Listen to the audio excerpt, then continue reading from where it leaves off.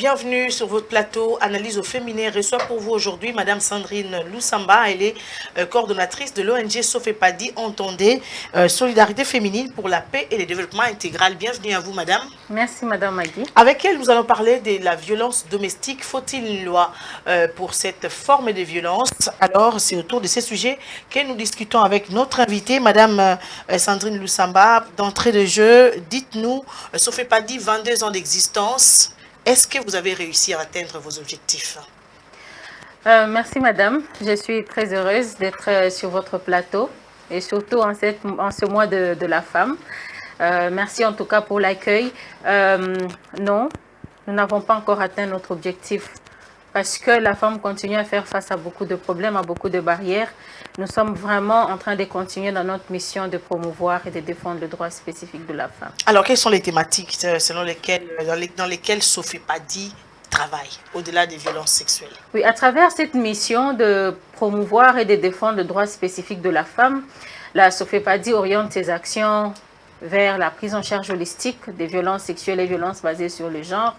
Dans ces paquets, prise en charge holistique, entendez, prise en charge médicale, psychologique, juridique et socio-économique. Il y a aussi des actions d'éducation à la paix, de résolution pacifique de conflits. Il y a des actions sur le leadership et la participation politique de la femme, mais aussi l'implication de la femme dans la paix et la résolution pacifique de conflits. Ok, d'accord. Alors, il y a les femmes qui sont victimes de plusieurs sortes de violences, mais on met plus l'accent sur les violences sexuelles. Est-ce que les violences domestiques sont fréquentes ici en RDC? Oui, les violences domestiques sont fréquentes, mais malheureusement, nous n'avons pas de statistiques. Nous nous sommes retrouvés devant cette situation où les femmes sont victimes autour de nous, dans nos familles, partout, même à la télé. Tout le jour, ce sont des femmes battues, ce sont des femmes tuées par leurs époux, mais au niveau national, il n'y a aucune statistique. Mais pourquoi ces femmes-là ne dénoncent pas? Pour avoir des statistiques, elles doivent dénoncer et que l'État puisse enregistrer. Oui, mais c'est la question que tout le monde se pose. Vous êtes aussi femme. On doit tous comprendre que la femme, elle subit déjà ce poids-là de la coutume, de nos différentes cultures. Déjà, moi, je suis kassaïenne. Vous êtes, je pense, de quelle province? Nous tous, nous savons quelles sont les coutumes qui maintiennent la femme à sa situation du départ. Et ça ne permet pas à la femme de porter sa voix, de dénoncer les violences dont elle fait face. Alors, vous tenez à ce que nous ayons une loi spécifique sur les violences domestiques. Pourquoi? Est-ce que c'est faisable avec la loi qui existe déjà sur les violences sexuelles? Oui, les femmes se sont battues longuement pour obtenir cette loi sur la violence sexuelle. Alors, vous allez trouver que la violence domestique, elle est considérée dans le paquet autre forme de violence. Ok. Mais voyant en fait la situation dans notre communauté, nous devons vraiment mettre l'accent, amplifier la voix de ces femmes pour que le problème soit connu et que la solution soit trouvée. Nous nous retrouvons aujourd'hui devant un cadre juridique qui laisse un vide pour ces femmes qui ont besoin d'accéder à la justice. Aujourd'hui, des femmes se rendent... Nous avons toute une équipe de juristes qui aujourd'hui, des juristes d'ailleurs en RDC, aujourd'hui ils répondent aux femmes que non, voilà, les violences domestiques sont considérées comme coups et blessures. Et pourtant, ces coups et blessures sont différents de jeunes gens qui se battent à la route. Ces coups et blessures se sont passés dans un cadre bien précis qui est le ménage. Et pourtant, le ménage, c'est un cadre qui devait plutôt protéger la femme parce que c'est les rôles de l'homme, mais aussi des autres membres du ménage. Et quand cette femme commence à subir des violences dans son foyer, dans le ménage, et que la situation prend d'autres ampleurs, aujourd'hui, nous parlons de féminicide, de femmes qui décèdent après des coups. Nous en avons eu dans ces pays, nous en avons eu dans cette capitale. Et nous nous sommes dit c'est important que nous puissions mettre la lumière sur la question et réfléchir. Nous avons réfléchi. Nous avons appelé autour de nous des juristes. Nous avons travaillé avec une consultante juriste qui est vraiment très calée dans la matière. Nous avons fait ce qu'on appelle la revue juridique. Et nous avons regardé les lois, des dispositions qu'il y a dans ces pays. Il n'y a aucune loi, aucune disposition qui contraint la violence domestique. Alors, avec l'Observatoire sur la violence domestique que vous comptez mettre en place, ça sera comment? Alors, l'Observatoire est venu de l'idée d'avoir des sources d'information. Il n'y a aucune statistique. Et nous avons commencé depuis novembre 2020. Nous avons réuni 17 organisations de cette province. Nous les avons formées. Nous avons mis de la matière en leur disposition.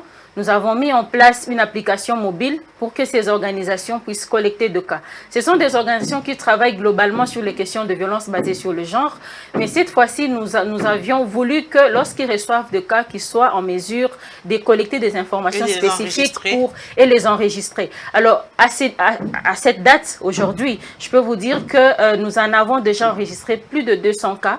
Et notre projet prévoit que l'observatoire soit public très bientôt. D'accord. Alors, chers téléspectateurs, nous avons interrogé les Quinoises et Quinois qui ont dit un mot sur ces violences domestiques. Beaucoup n'en connaissaient pas, mais d'autres en connaissent, bien que les victimes ne dénoncent pas. Nous vous proposons de les suivre. Vraiment, namona mbala mingi. Na yebi pe mingi o baza na quartier na ngai basala kango. Donc 2 jours eko legate. Donc so babundi lelo te lobi fo babunda. Donc tango nyonso ba babunda. Donc namona ngo déjà belé. Bon, pour ngai tant qu'un enfant de Dieu, ça me fait honte. Parce que oyo babengi mwana nzambe waza molimo mosantu akoki kosaba makambo wana te. Jamais po Bible lobi mobali akolongwa na ndako na ye akende kokangama na mwasi na ye. Bongo yo mwasi yango yo zio komi c'est ça qui aborde. Est-ce que vraiment iko possible? Bon, bato bongo vraiment soki pena na koke musika il faut délivrance.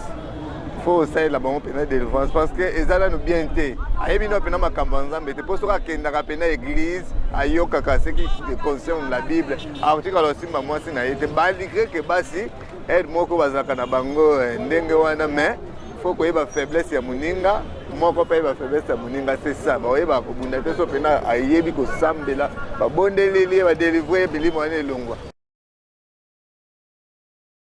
Madame Sandrine, vous avez suivi ce qu'on dit les Quinoises et Quinois. Qu'est-ce que doit faire une femme qui est victime de violences domestiques? En parler d'abord à sa famille, en parler à l'église, le pasteur va dire pardonner, maman va dire kangamutema, il vient à l'ONG. Qu'est-ce qu'elle doit faire, ces femmes-là? Alors déjà, le fait de dénoncer, c'est un choix. Et tout ce que nous faisons, même lorsque nous faisons de l'accompagnement de victimes de violences sexuelles, nous faisons tout axé sur la victime. Si la victime aujourd'hui dit non, je ne vais pas aller à la justice, on ne va pas la forcer. Mais seulement nous devons mettre à sa disposition de l'information. L'information, c'est capital. Mais aussi quand nous mettons à sa disposition l'information, il faudrait qu'il y ait un cadre légal qui la couvre. Elle peut avoir l'information, oui, elle voudrait bien dénoncer, oui, et quand elle arrive à la justice, il n'y a pas un soubassement pour soutenir sa démarche. Donc, cette soubassement, c'est cette loi que vous soutenez avoir pour aider les victimes des violences domestiques. Oui, c'est une réflexion. Nous avons à ce jour un mémo que nous avons eu d'ailleurs à présenter à Madame le ministre de Genre, qui était vraiment très impliquée. Elle a d'ailleurs promis de nous accompagner parce que c'est une situation qui est connue, mais seulement nous en parlons, oui, nous dénonçons, oui. Mais le cadre juridique continue à montrer ses fossés. Alors, ces mémos, c'est vraiment une proposition de loi qui met l'accent sur la situation de violence et qui propose des alternatives, de contraintes sur la violence domestique qui affecte le physique, l'émotionnel, même les violences économiques pour ces femmes qui sont victimes. Alors, Madame Sandrine Lusamba, nous tenons déjà à la fin de notre mission. Comment est-ce qu'une victime peut avoir du courage d'aller, une nouvelle victime par exemple, elle a su qu'une de ses sœurs ou amies était à la justice, ça n'a pas abouti à quelque chose, son bourreau n'a pas été arrêté, et demain moi je deviens victime de violence, est-ce que j'aurai le courage de venir dénoncer?